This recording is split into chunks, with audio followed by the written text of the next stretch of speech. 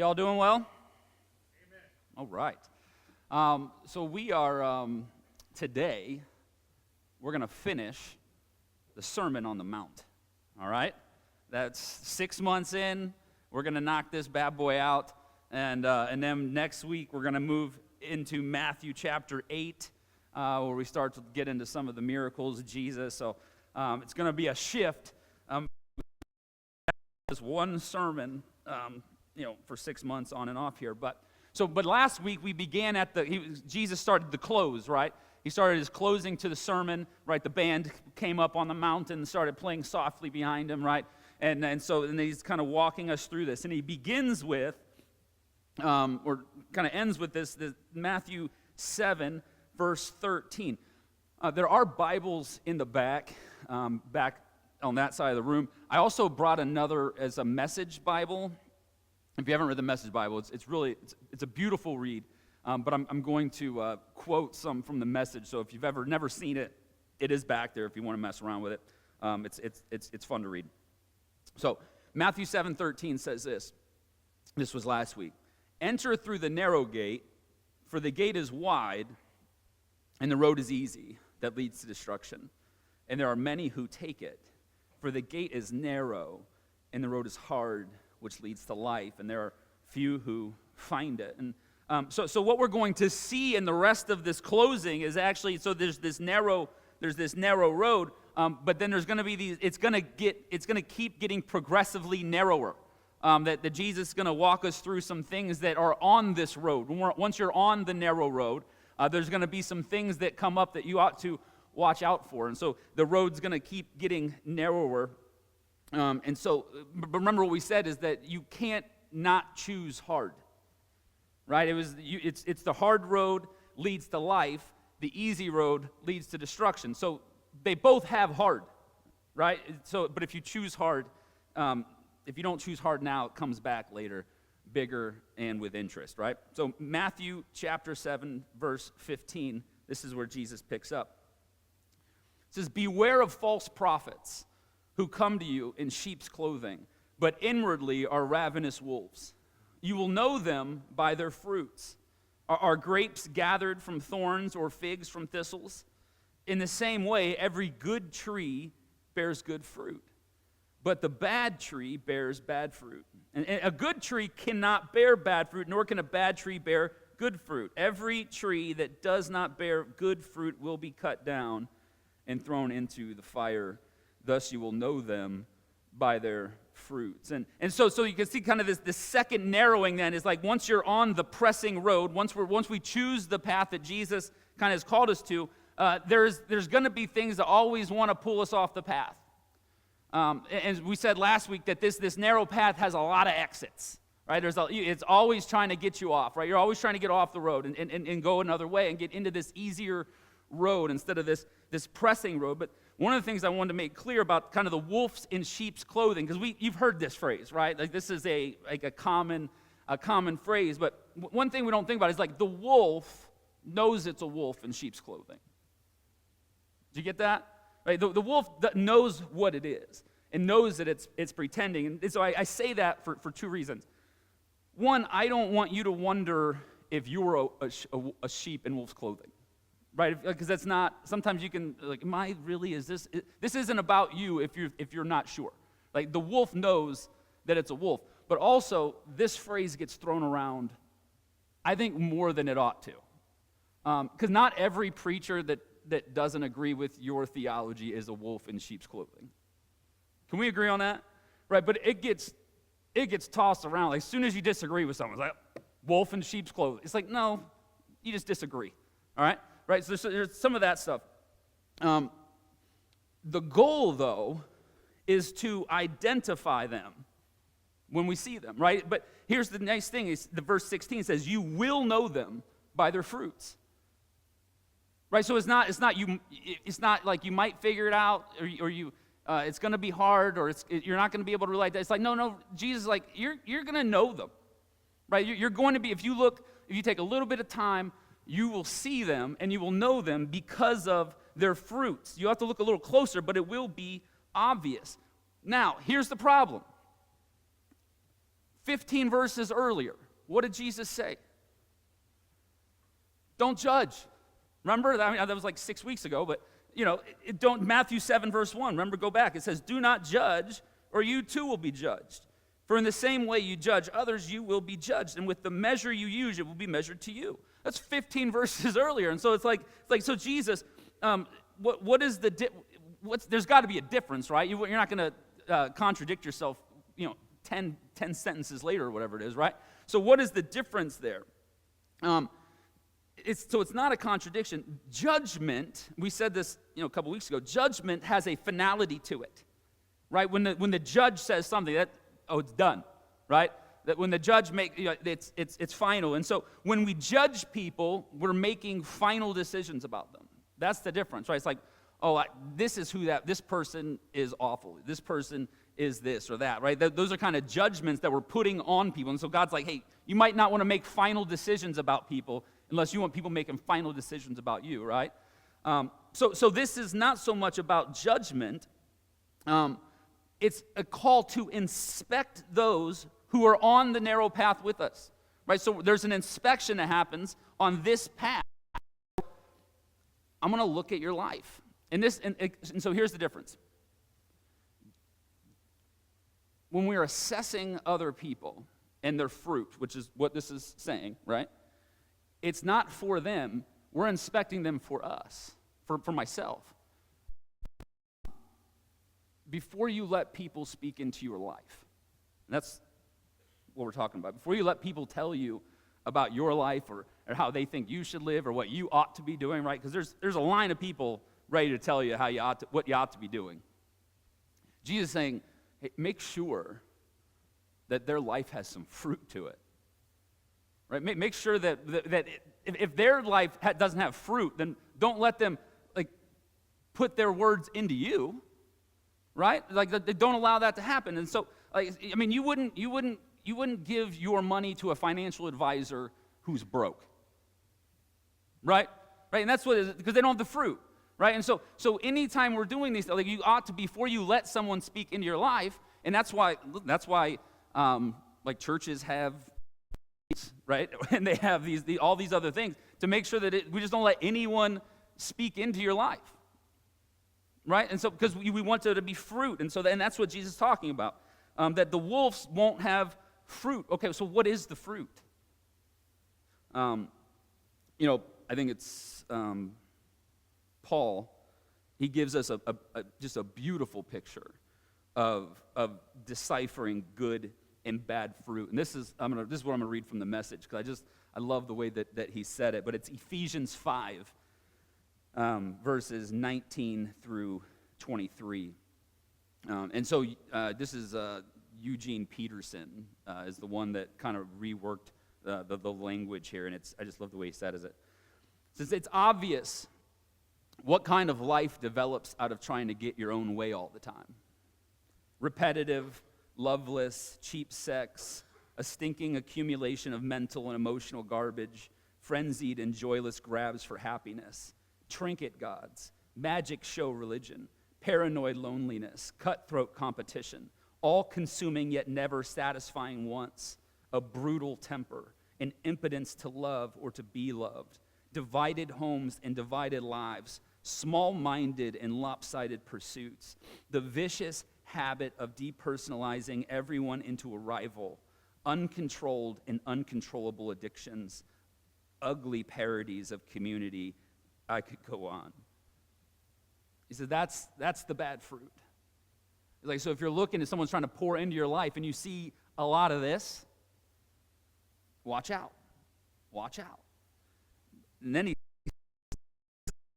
if you use your freedom that way, or this way, you will not inherit God's kingdom.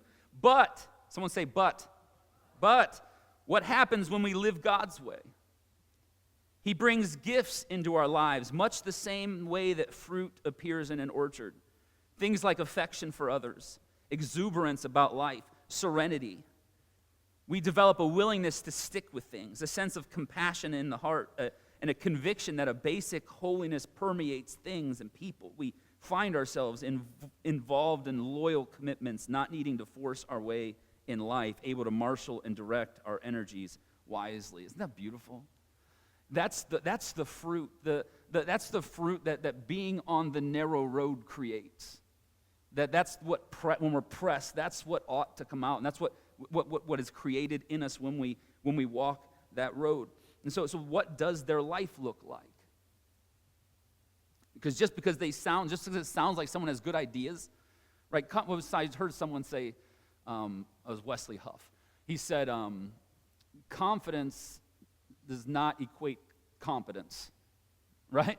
Right. So you can have a lot of confident people around you and not have any competent people around you, right? So just be on the guard. And so this is what Jesus means when he says that I've come that you would have life and have it to the full. Like that's John 10:10, right? It doesn't mean extravagant wealth, like with all the trimmings, and it means peace and joy and loving relationships. Like that's the fruit that we want to come out of our life. All right, so let's go back to our text, verse 21. Not everyone who says to me, Lord, Lord, will enter the kingdom of heaven, but only the one who does the will of my Father in heaven. So at first glance, that's a rough one, right? That's rough. But as I was kind of thinking on it, I thought, but really, why would you call someone Lord if you're not going to make them Lord? You tracking? Right? Why would you call someone? So it's akin to be like it's akin to like why would you call your accountant and then do your own taxes? Right? It's like what are you doing? Or why would you hire an attorney and then not stop talking? Right? It's like what do you like? There's something here for you. Like if he's Lord, then make him Lord. But otherwise, you're just kind of talking out of both sides, of your head. So that's, but the nice thing is that Jesus is like, I'm the one that deals with this. This isn't something you have to deal with, right? So it's on that day, verse 22, on that day, many will say to me, Lord, Lord, did we not prophesy in your name and cast out demons in your name and do many mighty works in your name? Then I will declare to them, I never knew you. Go away from me, you who behave lawlessly. And so the path gets a little more narrow, right? So you had this separation originally, right, at the road. We said we're going to take the narrow road. And then you had a separation with the false prophets, right, which were goats or wolves in sheep's clothing. And now you have false Christians. That you just, and so this next crew, Jesus says, you will be known, he will know them. And he says, I will handle this one. So you can be good at church and Christian stuff. You can be good at church and you can be good at Christian stuff and not have a relationship with Jesus. This tension actually you find throughout the Gospels. In Luke 10, there's the famous story of Mary and Martha. Right, you're familiar with this?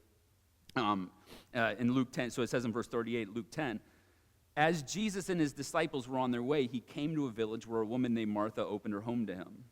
She had a sister called Mary who sat at the Lord's feet listening to what he said. But Martha was so distracted by all the preparations that had to be made.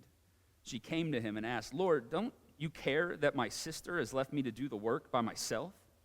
Tell her to help me. Like, that's totally sibling stuff, isn't it? Martha, Martha, the Lord answered, you are worried and upset about many things, but few things are needed, or indeed only one. Mary has chosen what is better, and it will not be taken from her. And so Jesus is more concerned with your being than your doing. You understand? He's more interested, because listen, you know what doing begets? Just more doing. More doing. And you're always trying to just earn something. It's like, man, look at all that I do, all that I do, all that I do.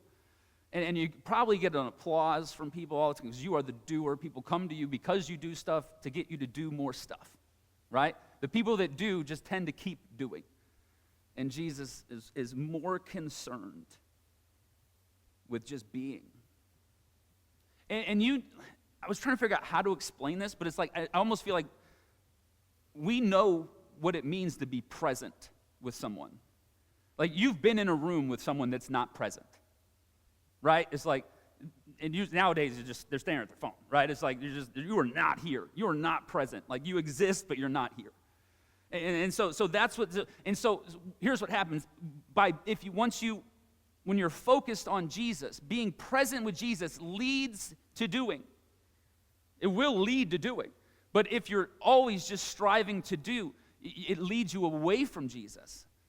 So it starts with him. And so to be present, to have a conversation, like actually pray. I have an actual conversation. Doesn't mean close your eyes and bow your head and fold your hands, right? But to be present, to be aware that that God is with you and wants you to know that, and wants you to know that that's where it begins. And this goes into a lot of things. The way we read our Bibles.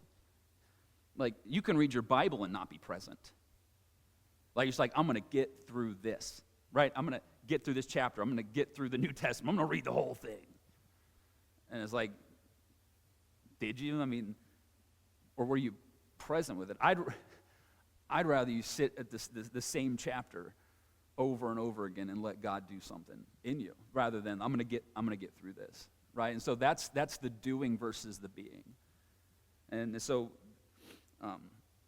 we should be and that's part of being with Jesus. Like, if Jesus is the Word, that's what John 1 says, I think, that the Word became flesh and dwelt among us, the Word. So when you're spending time in God's Word, you're spending time with Jesus, right? He wrote it to some degree. So, and so these are the last words of the sermon, Jesus' sermon.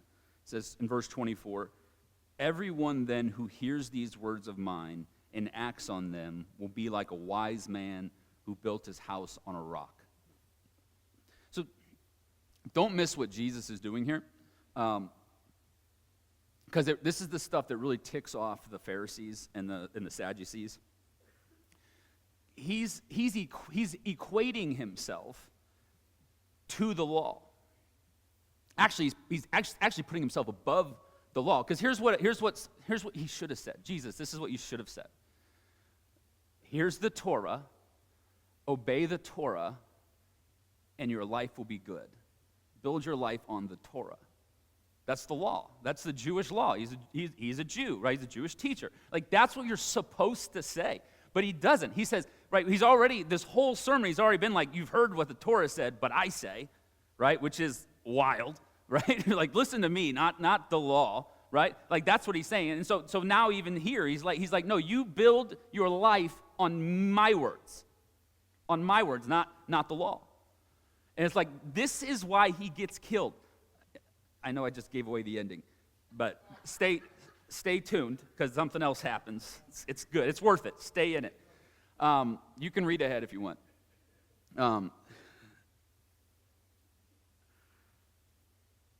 He says he's above the law. He is the law, right? He's the lawgiver. And so that's what is really going to frustrate the religious people around him, is because he continues to talk like that. But so when he says my words, when Jesus says my words, what's he talking about? Well, he's talking about the Sermon on the Mount, right? When he says these words, like, I've just given you this whole sermon. Now, what are you going to do with it? Right? What are you going to do with all of this stuff that I've taught you? Right? So he's like, he says, verse 12, the floods came and the winds blew and beat on that house, but it did not fall, because it had been founded on rock. And everyone who hears these words of mine and does not act on them will be like a foolish man who built his house on sand.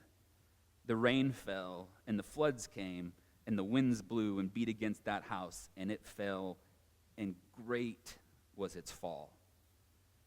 Now, when Jesus had finished saying these words, the crowds were astounded at his teaching, for he taught them as one having authority, and not as their scribes. So we have this final narrowing. The first one was choosing Jesus. The second was the wolves. The third was the temptation to work your way into God's favor. And now we have these two Christians two groups of Christians, right? Because they're all hearing, they're listening, right? It says, you're hearing my words, right? So these are people that are paying attention to what Jesus is saying. Like, we're listening, maybe even taking notes, right? They're both listening to Jesus. They both hear the words of Jesus, but one chooses to take seriously the call to live the life Jesus calls them to. We haven't heard from Frederick Bruner in a while, so this is what he said. I love the way he says this. He says, the house that crashes is the house of Christians who find Jesus' words important enough to hear, but not realistic enough to live. For such Christians, the Sermon on the Mount is not practical enough for the demands of modern life, or is too naive for contemporary fast lane life, or too spiritual for urgent modern causes, or perhaps most commonly of all, it's just too hard. It is hard. But like we said, you don't get to pick not hard. You get to pick which hard you're going to choose. And hard things, when put off, come back with vengeance and interest. And so we're all building something, right? We're all building something, a life, a career, a family, and we all build on some sort of foundation. And so we have to ask ourselves, what are we building on? What are you building on? Because if you're building on financial stability, if you're like, I'm going to make enough, save enough, have enough, we've seen where that can lead. It doesn't hold up. If you're building on careers, like I'm gonna acquire all the skills I need so that I know, and this is my temptation. I wanna know how to do a lot of things, right? So I can always have a move, right? I wanna be able to do what I want to do when I want to do it, right? That's my temptation, right? Is to take that control. But listen, an injury, a market law, the jobs can go away, they can disappear. It's not a good foundation. Family is not a great foundation to build on. You build your family on a foundation. But if all your hope is in the people around you, wow, I think we've all been there. Like, people let you down, right? And you let yourself down more than anybody. At least I let myself down more than anybody does. And so I'm not going to build on my own foundation, on me, because I'm an awful king. I want a Lord. I want Jesus to be Lord.